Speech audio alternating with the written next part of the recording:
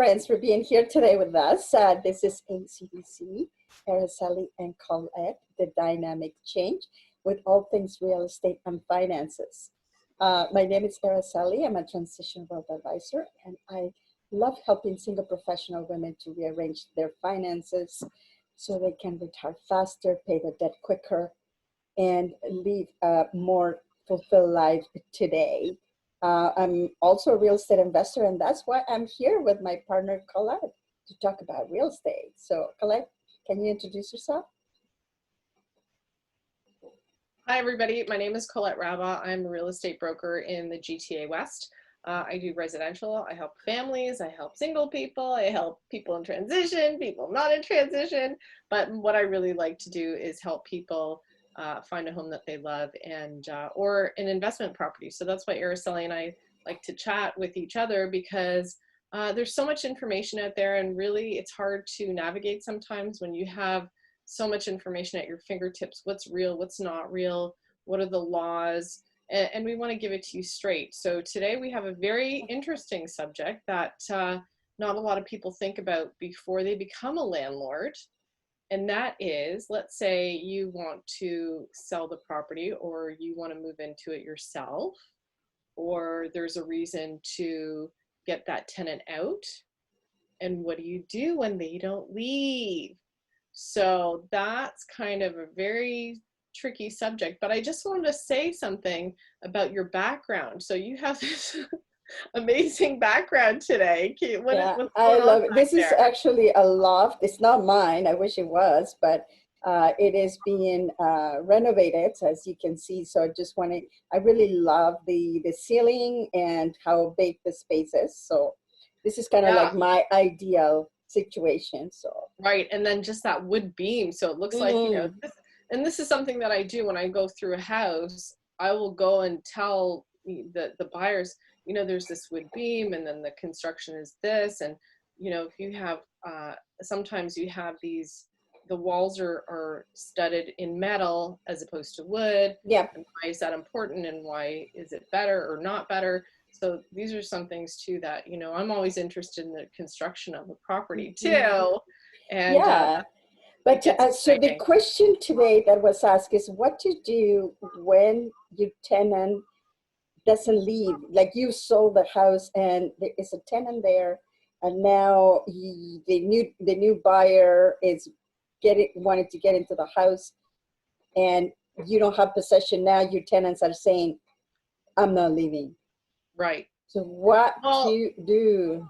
There's a couple things. So I want to talk about two different ways, and I'm not going to take up too much time today, but from the perspective of the seller, let's say the person or the landlord in this case. So from that perspective, I would never, in my opinion, so when somebody says, oh, I'd like you to list my house, in my opinion, I would always get the tenant out first. Not only because I'm not sure they're going to move out at the time of closing, but also because they have stuff. And a lot of tenants, I'm sorry if I'm offending anybody, but a lot of tenants leave stuff behind. And when you say vacant possession, it actually means not just the people are no longer there, but also their stuff is no longer there. So the house has to be clean, and the new owner doesn't have to deal with any of that stuff. So from an owner's perspective, what I would do, number one, is get the tenants out first. Then you can make the house look way better because you can paint it. You can fix up any damages that the tenant may have caused. You could stage it with nice furniture. You know, depending on the level of or the area that the house is in, or the property it's in, your tenant may not have the nicest, newest furniture. I'm not a tenant, but I'm sure a stager can stage my way nicer than my own crappy furniture. So this is the thing that, you know, from the landlord's perspective, you actually want to get the tenant. It helps you, not just the landlord, but the owner. It will actually help you get more money for your house if you get the tenant out, because, you know, buyers don't want to deal with that. They don't want to inherit a tenant. As much as you think the tenant is an amazing tenant, unless it's an apartment building, you don't know if they want that house for themselves or for a family member or a combination of, you know, we're talking about freehold homes now. We're not talking about condos or apartment buildings or commercial buildings. Now, let me interrupt you just a little bit there. So there's a couple things that if you are a seller or if you are a tenant to be aware of. If you are going to be buying a property that has a tenant, let's say the house, normally right now we have sometimes 2 levels, 3 levels that people do in order to help themselves pay the mortgage. Right. If you are interested in buying a property that it's already divided and has tenants in it, be very careful. If your plan is to continue to rent that space, you need to talk to the existing tenant and ask if they're willing to stay, right? You cannot just ask them to leave because the rents have gone up and now, wow, if I get this tenant out, I get another tenant for more money. Please be aware that that is against the law. And so you need to make sure that what is it that you're using the property for? If it is exactly the same that you're buying, it's already divided with tenants in it, go and talk to the tenants, find out what their plans are, all of that. And if the rent is very low, try to negotiate something so they can pay a little bit more instead of you trying to get them out and get another one because you'll be sued for it. So right. Well, that's the tricky. That's a slippery slope too, because really, as a landlord, you should either be dealing with a property manager that can give you that advice up front, or be very familiar with the Landlord and Tenant Act. Like there's nothing stopping you from doing all that reading and actually understanding what those rules mean. The other thing is a landlord, when somebody comes to me and says, oh, I bought a house, will you help me lease it, rent it out? And I would say, yes, absolutely. The other thing with the landlord on the landlord side at that point, you need an ironclad lease. The lease is so important, and how you write it and what you put in it is very important. But no matter what you put in that lease, the law will override it. So even if you say no dogs allowed, this is a big thing with tenants too. They go, you can't tell me I can't have a dog. Well, technically, I don't have a lease signed with you. So yes, I cannot accept you based on you telling me you have a dog. So it's kind of a bad rule, because then people will just lie and say, no, I don't have a dog. And then as soon as they move in, they bring a dog. And you can't do anything about it. Yeah. You can't do anything about it. So there are things that you can do, and I'm not going to share them with you now because they are a little sensitive. Can I say it that way? Anyway, but I digress. So now from a tenant perspective, when you are a tenant and you are forced out, or let's say asked to leave that property, this is something that you really have to also know the law and your rights. And the way Ontario law is structured is really based to the benefit of tenants, because I don't know, whatever government, the Liberal government, whoever decided this on, making this landlord and tenant act more towards the tenant, because you and I have talked about this too, and how it's hard to get a tenant out versus somebody in the States. Yeah. So the rules in the US are a little bit different when, we talk about evicting or getting a tenant out. Absolutely. The other thing too is when it comes to landlords and tenants, we're all human beings, and we all have feelings, and we all don't want to displace anybody. So if you're a tenant or if you're a landlord, like, you understand that this is, you live there. This is your home. This is a place where you've settled, possibly raised your kids.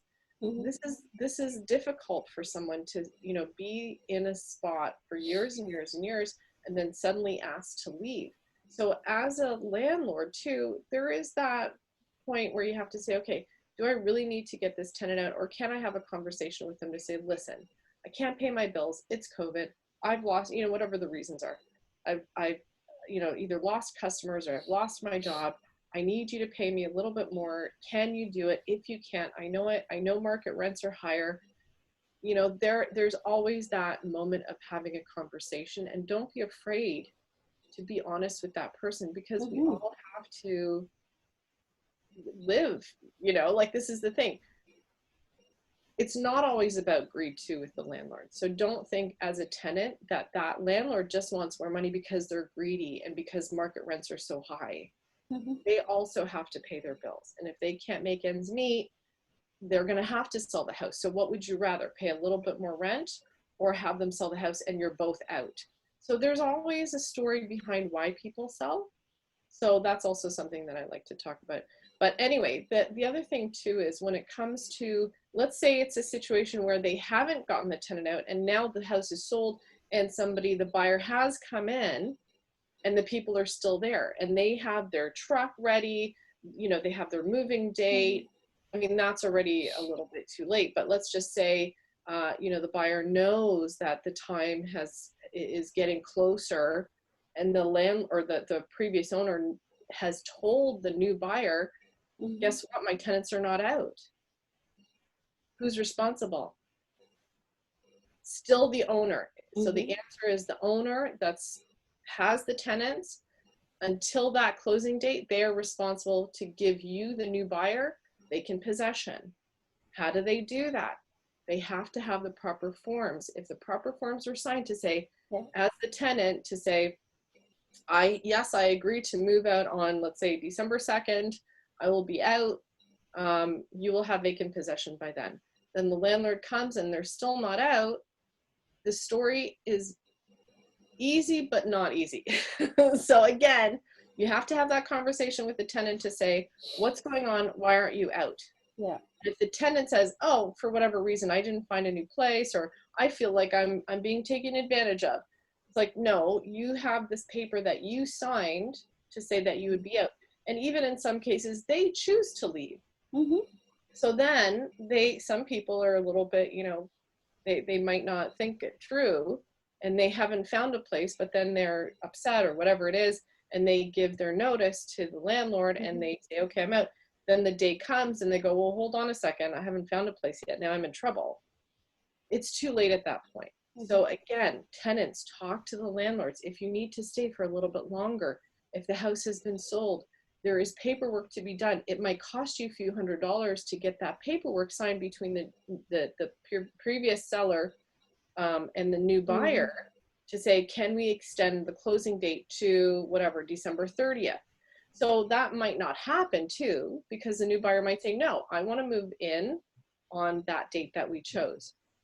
It's very difficult. It gets very tricky because if you have somebody that has sold their property and they got, basically they're out and they're hoping to get into the new property, so now you have to bridge that period of time in which you don't have access to the new property, and then you're out of your property because now the other people took possession already.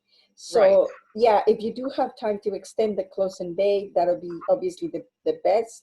But if you cannot, then the seller of the new property with the tenant in, it's going to be responsible to accommodate you somewhere, whether it is an Airbnb or a hotel room, until the tenants are out and they can provide the house.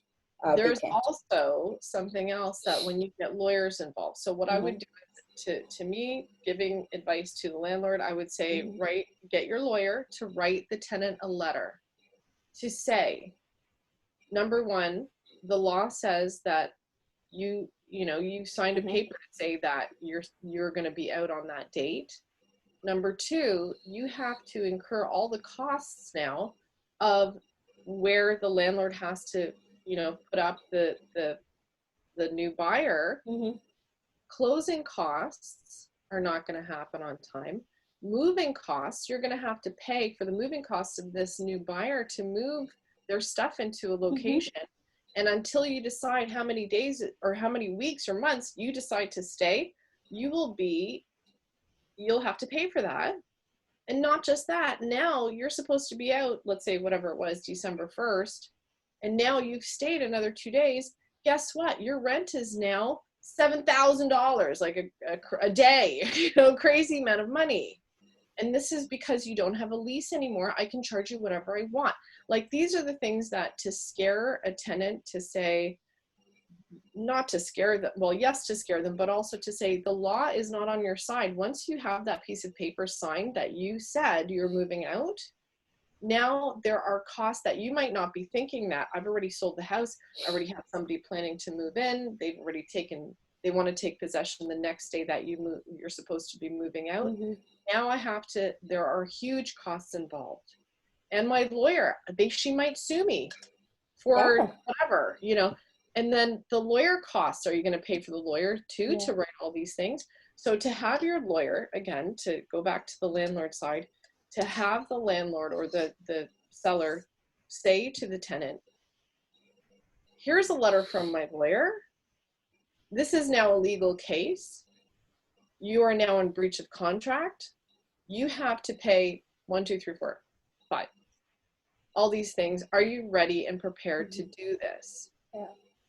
And Well, I don't think tenants think beyond themselves sometimes. Yeah, sometimes, you know, people, especially if you're renting or people that are renting, they might not have a lot of income, and that's what they get themselves into, that kind of trouble, that when they are moving from one place to another, right? So that gets very, very tricky, because sometimes landlords get into a situation, you know, we get into a situation that we get the low end of the stick, basically, and we are left with a damaged property, people not leaving, possible sue from another buyer. So there's a lot of things to consider when you have tenants. So one thing that you said, Colette, is really something important. We are all human, so communication is great.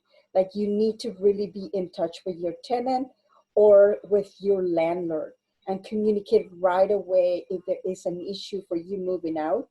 And there could be several issues, but if you do talk to them and says, listen, I need another week, or I need whatever it is, they may work with you. It's better than trying to go to court. It's just, it gets ugly. And dragging it out, and knowing that, like, as a tenant too, to say I'm not welcome here anymore, like, that's a really hard feeling. You don't want to be that person and feel like you're, you know, you're overstaying your welcome, or you know, having a bad taste in your mouth, because you never know when you're going to need that landlord to give you a reference or something like that, where, you know, like, we're all in this together. Nobody wants to hurt anyone, you know, unless you're some kind of crazy Grinch, you know, monster. I don't know, as a landlord or as a tenant, like, we all have to get along, and we all know that, especially during COVID, we have to be gentle with each other. And that's something that, you know, moving forward, if that's the answer, just talk to each other. That's really the best advice I can give anyone. And I'm sure, Araceli, you would say the same thing.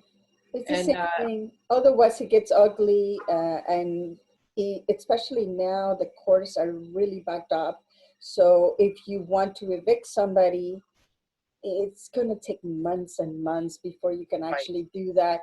So it's better just to have a conversation and say, listen, this is what I like to do. I am in this situation with another buyer.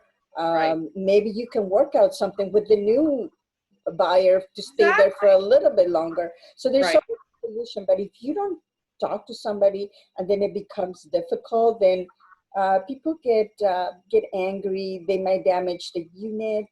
Exactly. You know, the landlords might cut off the heat or the hydro. So, and then it just becomes so much more difficult. It's ugly, right? It's ugly. And this is the other thing too. Like, we are here for you too. This is something that if anybody ever needs any sort of advice or ear to the ground, we can always ask around too. This is the beautiful thing about having a network of people around you, that all you have to do is ask the people around you, say, hey, listen, you know, I have a tenant. Do you know anywhere that you know, they're a good tenant? They're paying this much a month. You know, do you know anybody? Do you see anything? Where can I look? I have people calling me all the time from old ads, even, to say, hey, I saw your ad. Is it available? I go, I don't know where you're seeing this. It's online, but it's been taken down years and years ago. And they say, oh, well, I need help. And then they get to talking, and then they tell me their situation. I say, okay, well, guess what? I think I can help you. What you need to do is look for this, or you should go to this website and take a look at that. And, you know, I'm not working with them. I'm not asking for any money. I'm not asking for, you know, consultation fee or anything. I'm here to help, and Araceli is here too. So Yeah. if you have any questions, if you have any, you know, anything Yeah, that you know what, at the end of the day, Colette, it's the bottom line that gets affected. Whether if you have to go to court, that it's fees and time, that it's just equivalent to money. And the same with the tenant. You don't want to stay be away from damaging something, you know, they might damage your credit as well, because they can put, if you get sued on small claims. So you don't want to, the cost associated with all of these is so much greater than just communicating with somebody and tell them, sorry, I can't leave. This is my situation. Can I talk to the new owner? Anything that you can possibly think, there is always a solution, an amicable solution that can be worked out between people. Yeah, absolutely. A lot easier. You shall pass. Yeah, exactly. So if you do have any questions or a specific situation, we can link you up with somebody that takes care of that specifically, if there's something that we didn't talk about today. So, but please reach out and let us know if there's anything that you would like to see as well. So yeah, keep sending us the questions. We love answering. Okay, that's awesome. Well, this is all we have for today, and we will see you next week. Thanks, everybody. Bye. Bye.